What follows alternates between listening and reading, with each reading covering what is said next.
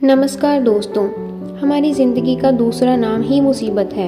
हमारे जीवन में मुसीबतें आती ही रहती हैं। कोई इन मुसीबतों से हार मान लेता है तो कोई इनका डटकर सामना करता है। बहुत से लोग इन मुसीबतों से टूट जाते हैं और उन्हें मोटिवेशन की ज़रूरत पड़ती है, जिसके कारण वह इन मुसीबतों का बिना किसी डर के सामना कर सकें। तो आइए जानते हैं हमारे जीवन को प्रेरणा से भर देने वाली एक मोटिवेशनल स्टोरी।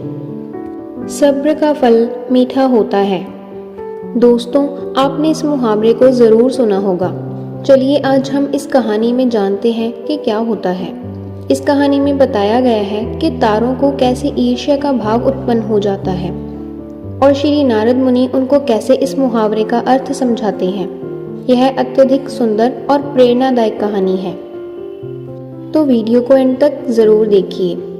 जब सूरज अस्त हो रहा होता है तब हल्की हल्की संध्या से उत्पन्न होती है और चारों तरफ शांत वातावरण जैसा एक अंधेरा सा छा जाता है। सभी जीव जंतु पशु पक्षी अपने निवास स्थान को जाने लगते हैं और हल्की हल्की हवा चलने लगती है। हम जब आसमान की ओर देखते हैं तो सूर्य अस्त होता रहता है और तभी आसमान में तारे टिमटिमाने लगते हैं। कुछ तारे ज्यादा चमकीले होते हैं पर कुछ तारे कम चमकीले होते हैं।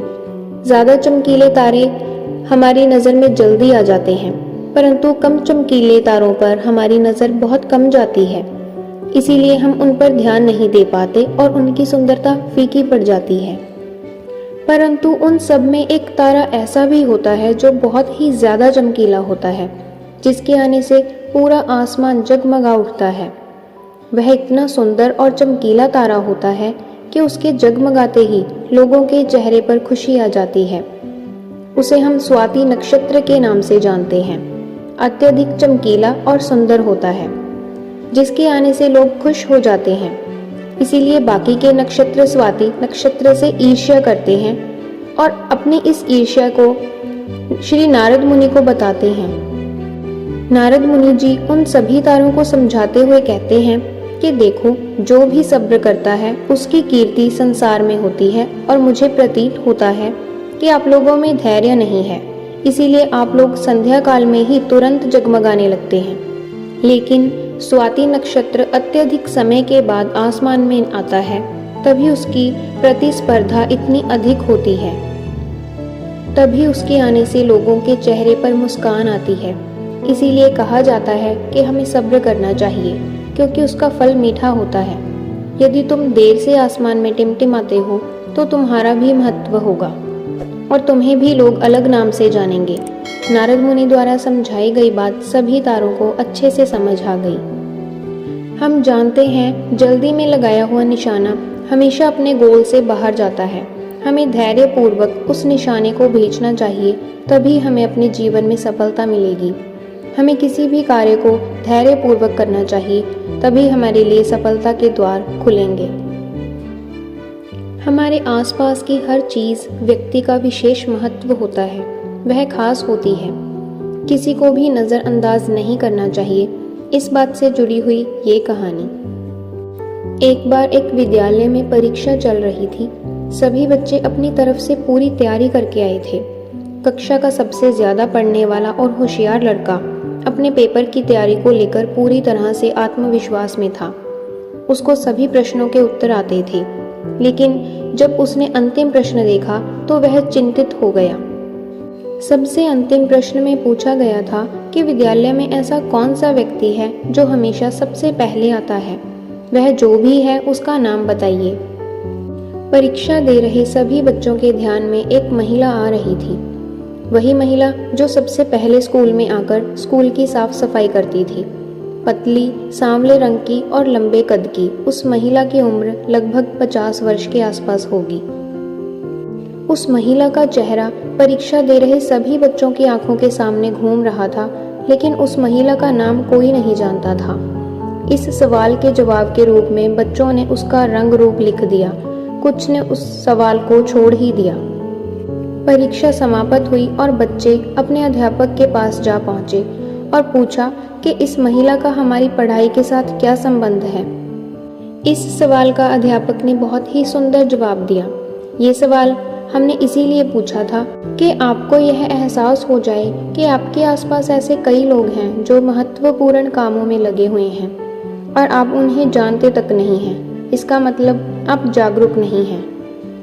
इसीलिए हमारे आसपास होने वाली सब चीज़ों, इंसानों का खास महत्व होता है। कभी किसी को नज़रअंदाज ना करें। बात बहुत समय पहले की है। एक किसान को अपनी बुरी आर्थिक स्थिति से हार मानकर गांव के एक साहूकार से कर्ज लेना पड़ा, लेकिन काफ़ी वक्त बीत जाने पर भी वह साहूकार का ऋण नहीं चुका पाया। गांव का वह साहूकार बूढ़ा और देखने में बदसूरत था। उसके अनुचित स्वभाव के कारण गांव में कोई उसे पसंद नहीं करता था। किसान के परिवार में उसके और उसकी बेटी के सिवाय और कोई नहीं था। उसकी लड़की बहुत ही सुंदर और अच्छे स्वभाव की थी। किसान ने उसे बड़े ही लाड प्यार से पाला था।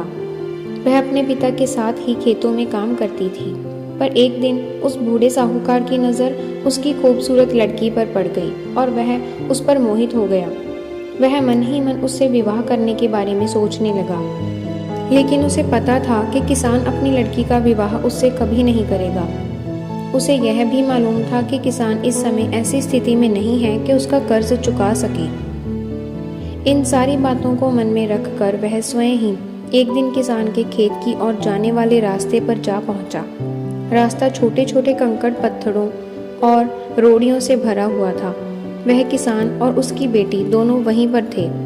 उसने किसान के कर्ज के विषय में बात करते हुए उसके सामने एक शर्त रखी। शर्त यह थी कि अगर उसने अपनी लड़की का विवाह उससे कर दिया तो वह उसके सारे ऋण को माफ कर देगा। साहूकार की इस अजीबोगरीब शर्त से किसान और उसकी बेटी भयभीत हो गए।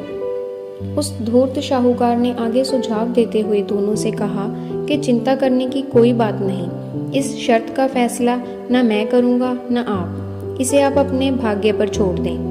इतना कहते हुए उसने अपनी जेब से एक पैसे की खाली पोटली निकाली और उसे दिखाते हुए कहा कि मैं इसमें एक काले रंग का और एक सफ़ेद रंग का कंकड़ रखूंगा।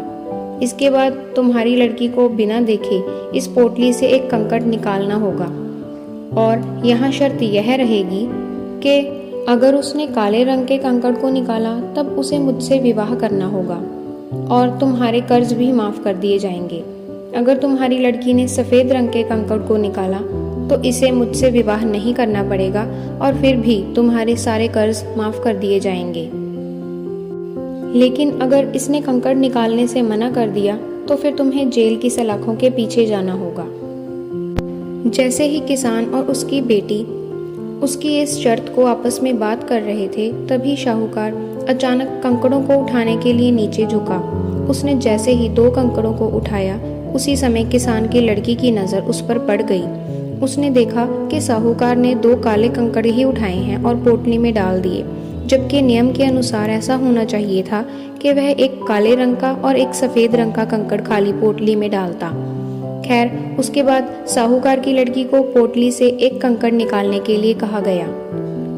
दोस्तों, अब आप कुछ देर के लिए ऐसा महसूस करें कि उस लड़की की जगह आप हैं, उस कंकड़ पत्थर वाले रास्ते पर खड़े हैं। उस परिस्थिति में आप अगर एक लड़की होते तो क्या करते?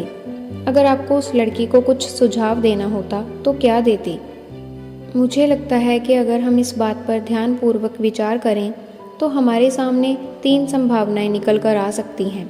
पहली ये कि लड़की को कंकड़ निकालने से बिल्कुल मना कर देना चाहिए। दूसरी बात यह हो सकती है कि लड़की को थोड़ा साहस दिखाते हुए यह बता देना चाहिए कि उस पोटली में दोनों कंकड़ काले रंग के हैं। या तीसरा विकल्प यह हो सकता है कि लड़की साहूकार की धूर्तता के बारे में जानते हुए भी काले रंग के कंकड़ को निकाले और अपने आप को सैक्रिफाइस कर दे ताकि उसके पिता का ऋण माफ हो जाए। तो चलिए हम बता देते हैं कि आगे उस लड़की ने क्या किया। किसान की लड़की ने साहूकार के कहे अनुसार ही पोटली के एक कंकड़ को निकाला और उसे बिना देखे हुए जानबूझकर कंकड़ पत्थरों से भरे रास्ते पर धीरे से उछाल दिया, जिससे जल्द ही वह काले रंग का कंकड़ भी अन्य कंकड़ों में जाकर मिल गया। उसके बाद उस लड़की ने झूठा खेद व्यक्त करते हुए कहा, ओह, मैं कितनी लापरवाह हूँ। साहूकार इस बात से लड़की पर थोड़ा क्रोधित हुआ, लेकिन फिर उस लड़की ने मामला संभालते हुए आगे कहा कि चिंता न करें, अगर आप पोटली खोलकर देखेंगे उसमें कौन से रंग का कंकड़ बचा हुआ है तो यह साफ हो जाएगा कि मैंने कौन सा कंकड़ निकाला था, काला या सफ़ेद। हालांकि यह तो निश्चित था कि बचा हुआ कंकड़ काले रंग का ही होगा, क्योंकि जैसा कि आप जानते हैं कि साहूकार ने पोटली में दोनों रंग के कंकड़ ही काले डाले थे। तो इस प्रकार यह सिद्ध हो गया कि लड़की ने सफ़ेद कंकड़ निकाला है। अब साहूकार चाह कर भी अपनी बेईमानी और धूर्तता को प्रकट नहीं कर पाया।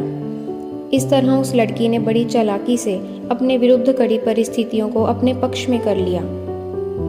तो दोस्तों, इस कहानी से मैं आपको यह बताना चाहती हूँ कि समस्या चाहे कितनी भी जटिल क्यों ना हो, हम उसके बारे में सोचने और उसे सुलझाने के तरीकों को बदलकर उसका समाधान आसानी से निकाल सकते हैं। Most complex problem may have a simple solution, just change the way you think about them. तो दोस्तों, अगर आपको आज की सारी कहानियाँ पसंद आई हों तो चैनल को सब्सक्राइब करिए, वीडियो को लाइक, शेयर एंड कमेंट करना ना भूलें। Thank you.